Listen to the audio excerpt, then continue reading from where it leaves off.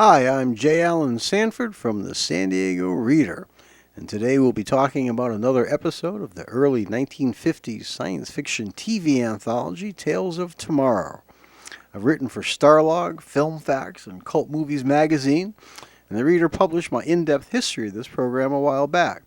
It included interviews with show creators that I taped over 30 years ago, some of which you'll be able to hear on these DVD commentaries. Tonight we'll be treated to a performance by none other than Boris Karloff, a few years before he'd get his own TV anthology, Boris Karloff's Thriller. But first, Jacques Chrysler Company, gonna sell you some watch bands. They were one of the program sponsors. They were behind another program at the time called the Chrysler Bandstand. The company also had a daytime game show that they sponsored. They were the first company to agree to sponsor Tales of Tomorrow, which in those days meant the sponsor paid virtually all the bills to make each week's production happen. The Chrysler Jewelry Company was founded in 1914 in New York City by Marcus Stern and Jacques Chrysler, originally under the name the Stern Chrysler Jewelry Company. They advertised themselves as a fine jewelry manufacturer, and they sold upscale jewelry to department stores and jewelers across the country.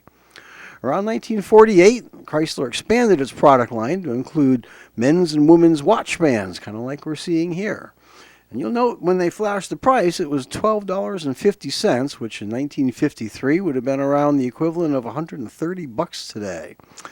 During World War II, the company manufactured some airline parts, and that eventually became the sole focus of the business. In 1999, the Chrysler Company was sold for over $25 million, still run at the time, in fact, by the heirs of the original two founders. Well, given the fact that so many episodes of Tales of Tomorrow end up with the world getting blown up and people getting killed, you really kind of have to admire the dedication of the sponsors to presenting adult science fiction on television. It should be noted that looking at some of these ads, it's clear that they weren't intended for kids. This was a show that was intended for adults. They're trying to sell you things like jewelry and carpeting, and there were ads for savings bonds, no ads for space toys and breakfast cereal. As for its time slot, the show aired live as it was performed, which was 9:30 in the evening, and it's fairly safe to assume that that was long after the kids had gone to bed. Well, this episode of Tales of Tomorrow, past tense, was broadcast live as it was performed April 3rd, 1953, and it was on an ABC network soundstage in New York City on East 66th Street.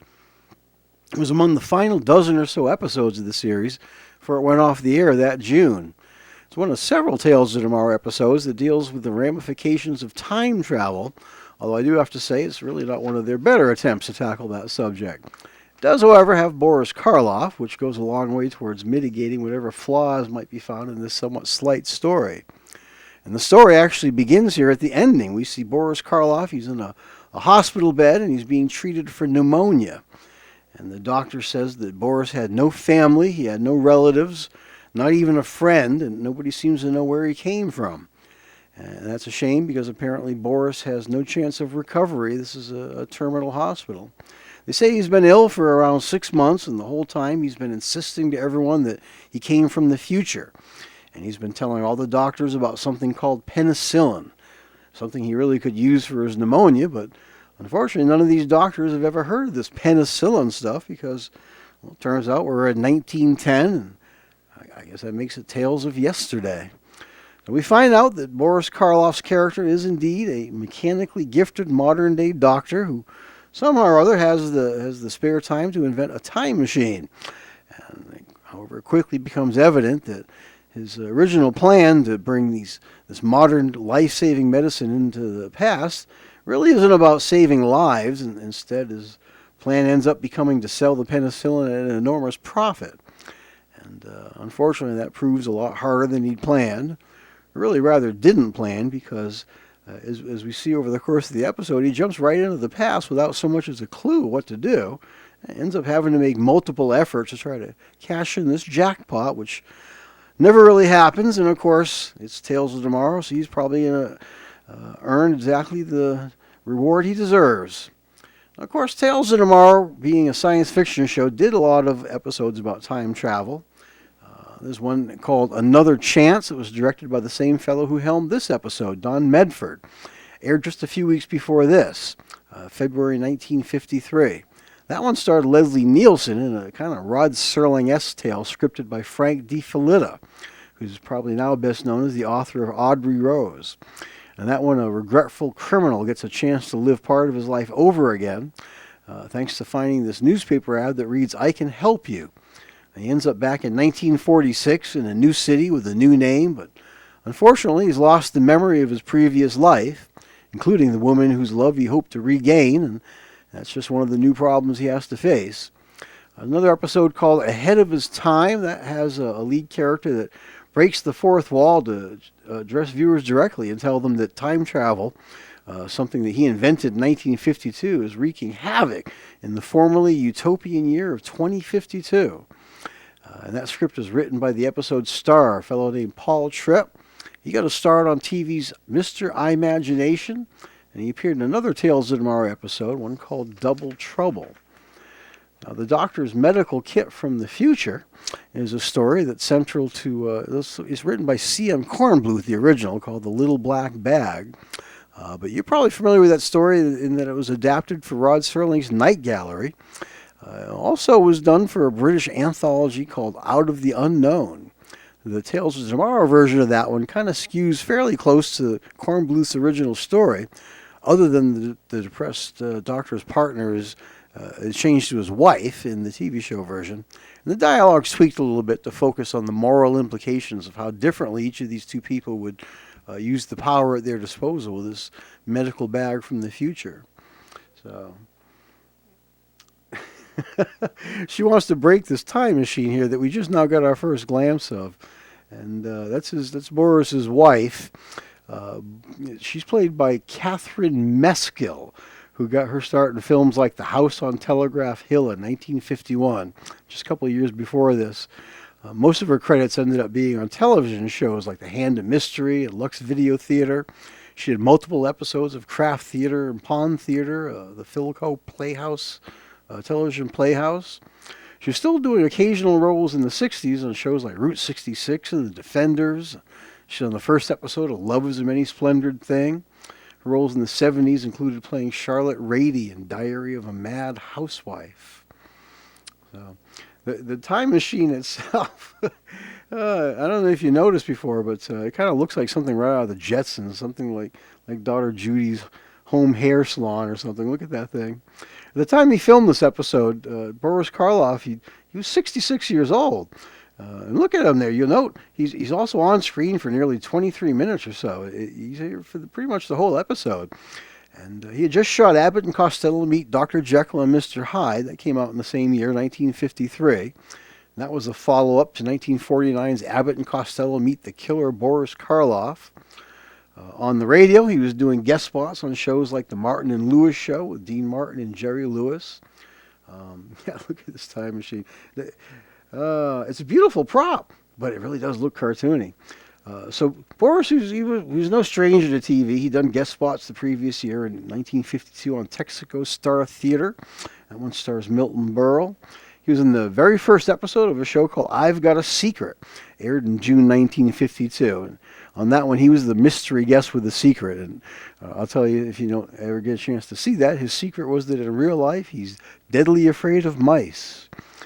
He'd host his own show beginning in September 1960, Boris Karloff's Thriller, an hour-long anthology that was produced by the same studio doing Alfred Hitchcock's TV show at the time, Universal, and utilized many of the same creative talents seen on that show and on Twilight Zone.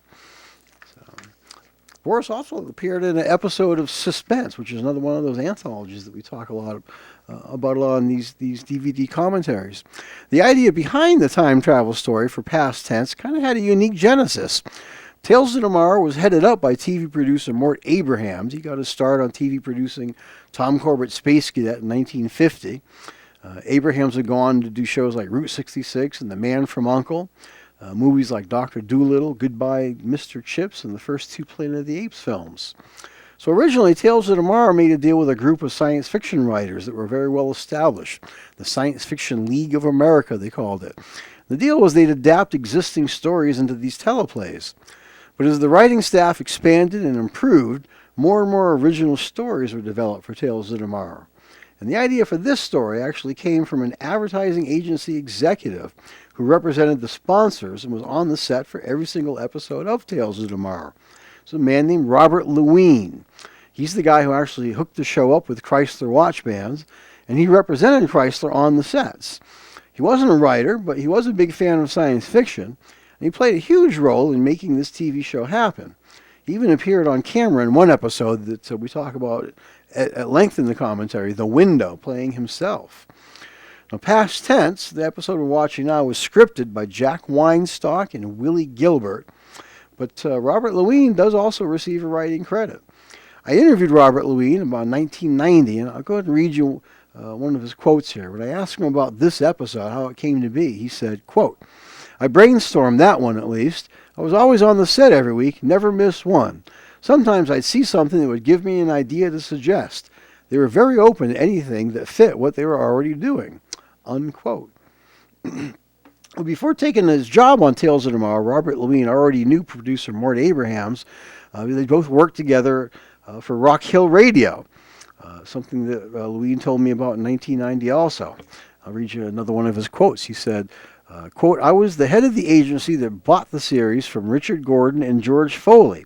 I felt it was a good idea and took it to Chrysler Watch Bands, and they agreed to sponsor it.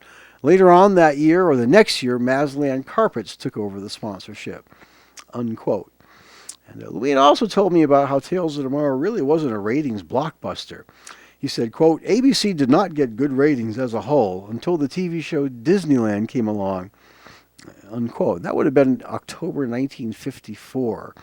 And he knows when he talks about Disney, he knows what he's talking about because Robert Lewine is the guy who's often credited or maybe sometimes blamed for being responsible for bringing Disney to television. He worked on both the Disneyland TV series and the Mickey Mouse Club. So we're here. He's in the past with the doctors. His first trip is to 1923. He's met Dr. Lasky, who's the fellow here on the right. He's played by John McGovern. He was married to an actress named Peggy Allenby, who appeared in a couple of Tales of Tomorrow episodes, A Child is Crying and the adaptation of Frankenstein. John McGovern appears in another episode of Tales of Tomorrow himself. He plays a doctor in that one, too, an episode called Age of Peril. He did a lot of the TV anthologies that we talk about in these commentaries, shows like Ford Theater Hour. That was 1949. He did The Web, Robert Montgomery Presents. He did Suspense. He did Dimension X, Out There, Lux Video Theater. He did Inner Sanctum, which is one of those creepy anthologies. Did Studio One, which is where Rod Serling got his start. You may recognize him as the postal clerk in Alfred Hitchcock's The Birds. He often turned up as a cop or as a constable or a police commissioner on different shows, like The Man Behind the Badge was one. He was in Flipper. Even appeared in Car 54, Where Are You? Now, Robert Lewine, his original story idea for Past Tense turned into a script by Willie Gilbert and Jack Weinstock. Willie Gilbert was in his 30s when he began scripting for one of TV's first science fiction shows in 1949, a show called Captain Video and His Video Rangers. Although this was the only Tales of Tomorrow episode that he worked on, the guy was writing scripts for similar shows like Rod Brown of the Rocket Rangers, wrote for Tom Corbett's Space Cadet, even the Howdy Doody Show. Beginning around 1960, he tried to kickstart a new career phase as an author, playwright, and screenplay writer, but didn't get much further than writing the screenplay for Sweet Savior, which is also known as The Love Thrill Murders, about a Charles Manson-like cult leader. Willie Gilbert also wrote the book version of How to Succeed in Business Without Really Trying, which had 3 other writers, including his collaborator on this his One Tales of Tomorrow script, Jack Weinstock. In the 70s, he made a comeback on TV, but mostly Saturday mornings. Willie Gilbert's the guy who wrote countless episodes of the new Scooby-Doo movies. He did The Amazing Chan and the Chan Clan, Korg 70,000 BC, Devlin, wrote for Super Friends, Dinky Dog, even returned to Howdy Doody, did the new Howdy Doody show. He retired around 1980 after scripting a couple TV cartoon specials like The Flintstones Meet Rockula and the Frankenstone. I also did Yogi's First Christmas, I believe, which I guess for some reason didn't happen for Yogi Bear until 1980, so I don't know, maybe Yogi converted from being a Jewish bear. The other scripter for this episode is Jack Weinstock, who, as I mentioned, also worked on that book version of How to Succeed in Business Without Really Trying. And that would actually earn him and Willie Gilbert 2 Tony Awards that they shared in 1962 for Best Musical Author and Best Musical Book. Weinstock also seems to have shared his short writing career with Gilbert on nearly all of his credits. Most of them are collaborations with Gilbert on some of the shows I mentioned before: Captain Video, Rod Brown of the Rocket Rangers, Tom Corbett Space Cadet, Howdy Doody. Weinstock and Gilbert also worked together on a play called Catch Me If You Can. So while the commercials are trying to sell you some more of this beautiful Chrysler jewelry, I'm going to tell you about our director for this episode, Don Medford. He did around 35 episodes of Tales of Tomorrow, and the show ran 85 episodes, so that's quite a few. Medford directed nearly 100 TV shows, including 5 episodes of The Twilight Zone, as well as Alfred Hitchcock Presents and the final episode of The Fugitive. He also did nearly 3 dozen episodes of The FBI, a couple dozen Berettas, Dynasty, Miss Columbo, Airwolf, and the final episode of the 1980s primetime soap opera The Colbys. He also occasionally scripted and produced the shows he worked on. I guess Don Medford's Twilight Zones are probably closest to the work he did on Tales of Tomorrow. He helmed A Passage for Trumpet with Jack Klugman, did the Genie episode, The Man in a Bottle. He did The Mirror with Peter Falk, Death's Head Revisited with the concentration camp, and the hour-long episode Death Ship from 1963. His films include the 1964 feature-length version of The Man from U.N.C.L.E., a movie called To Trap a Spy, and he also did the third entry in Sidney Poitier's Mr. Tibbs trilogy, The Organization. For Tales of Tomorrow, Don Medford directed several standout episodes. The Fury of the Cocoon is one. We talk about in the commentary how great we like that around here. It's a particularly memorable entry that features African jungle explorers being terrorized by giant blood-sucking insects from outer space.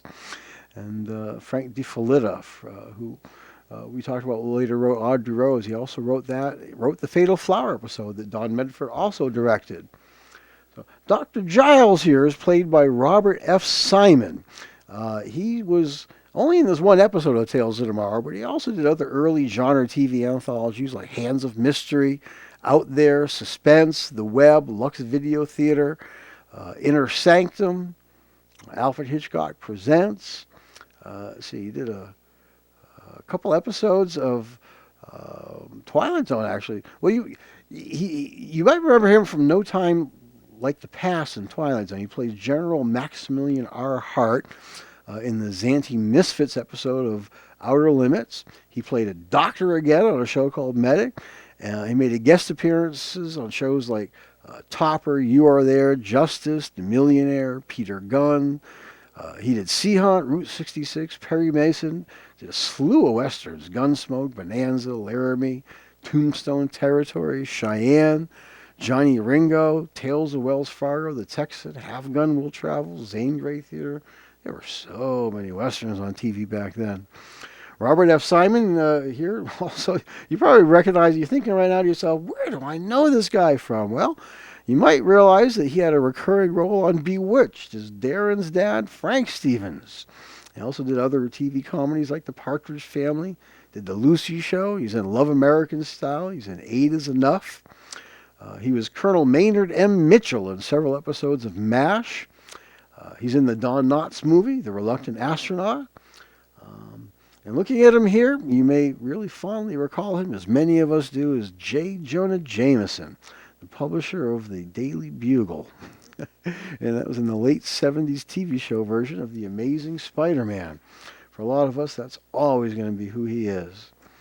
So Don Medford made a good choice in this. He also directed future stars like James Doohan, the future engineer of the Starship Enterprise, in an episode with... He did Plague from Space, which kind of gives away the premise and the title. So, well, here we are. We're back in the basement. We're back in the present. And Carlar's wife here, she's really unhappy about this weird-looking Judy Jetson home hair salon in the basement. And all of her scenes with Boris so far have been fighting over his obsession in this machine. She wants him to go out and get a real job and pay some of the bills around that place instead of ordering from the Acme catalog all the time here and doing these things over and over again that really haven't paid off yet. He's back and didn't bring any money, didn't have any success. He tells her he was in the year 1953, which at first she doesn't believe, but really at one point she calls his obsession a comic book contraption, which really pisses Boris off. He gets so mad that he actually brings it up later, mentions it again. I suppose really there was no greater insult in 1953 than to compare something to comic books, which at the time were the scapegoat of morally outraged parents and morality police and preachers, and even some academics at the time were down on comic books. They were considered just for kids and simpletons. So the fact that she seems to resent so much about him and all they do is fight kind of makes it hard to understand why in this scene here he suddenly invites her to time travel back into the past with him. It doesn't really make a lot of sense. He tells her that she could revisit the scenes of her childhood.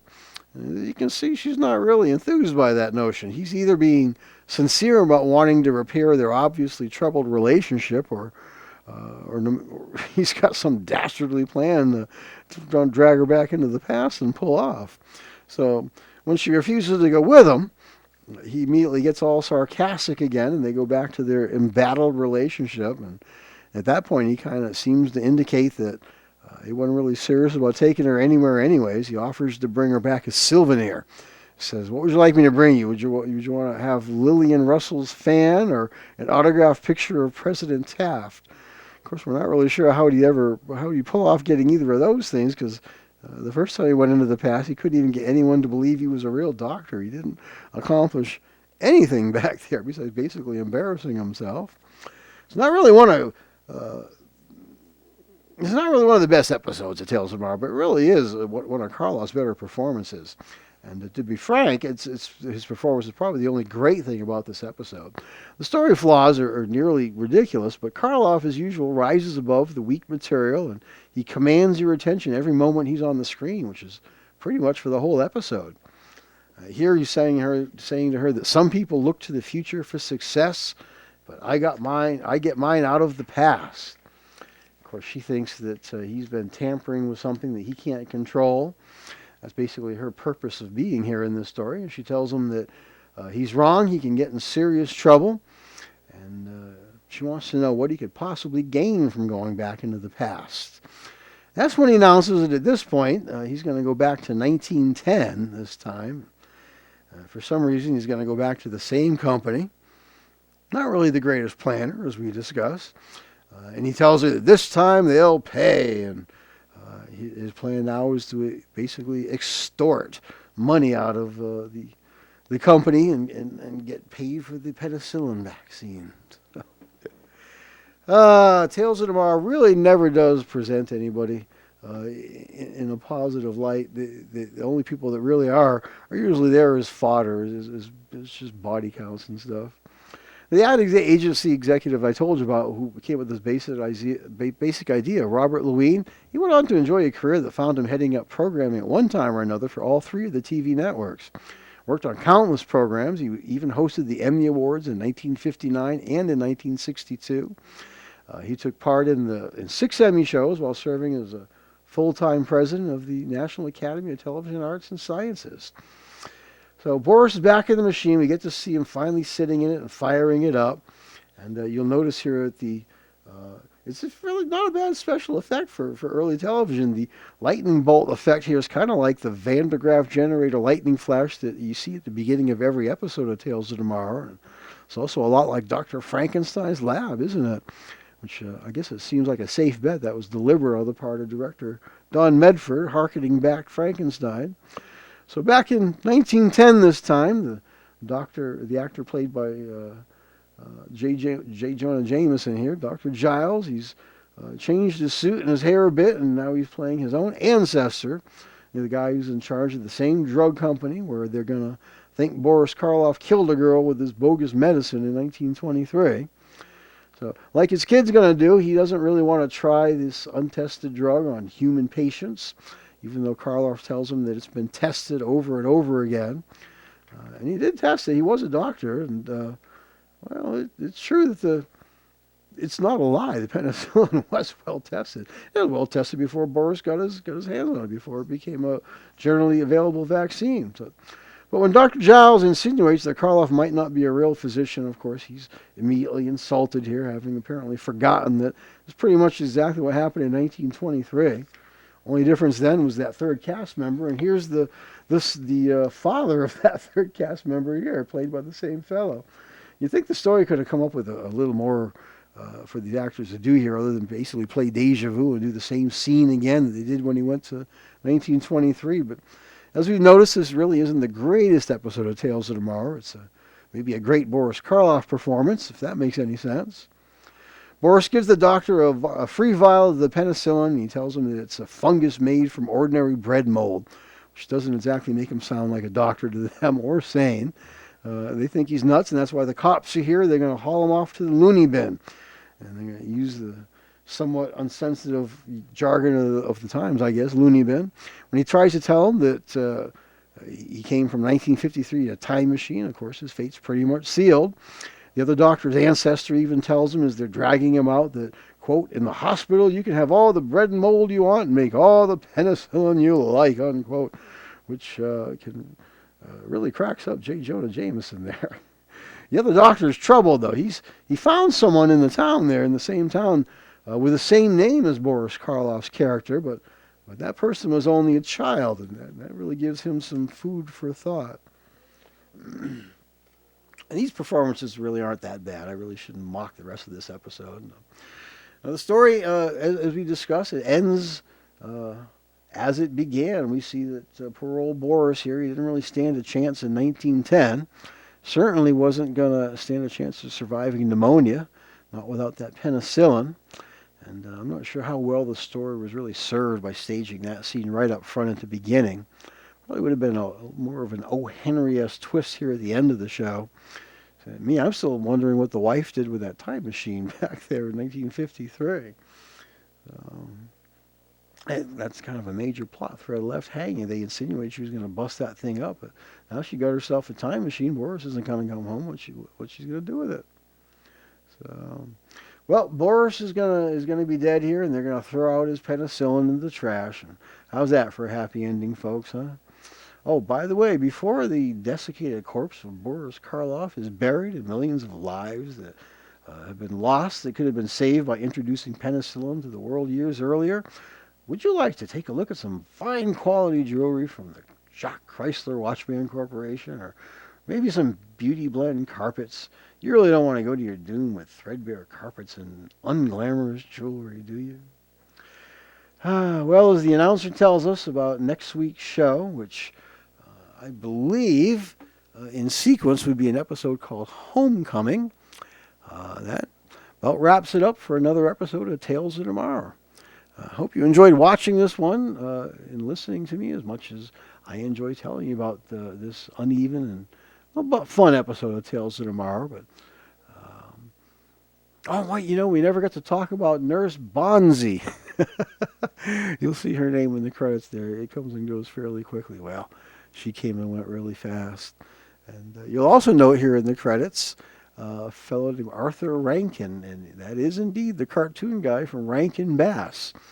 We got more of him in another commentary. So, well, thanks for letting me take over your speakers for the last 22 minutes or so. There's Bonzi. Hope you had as much fun listening as I enjoy talking. So, enjoy the next episode.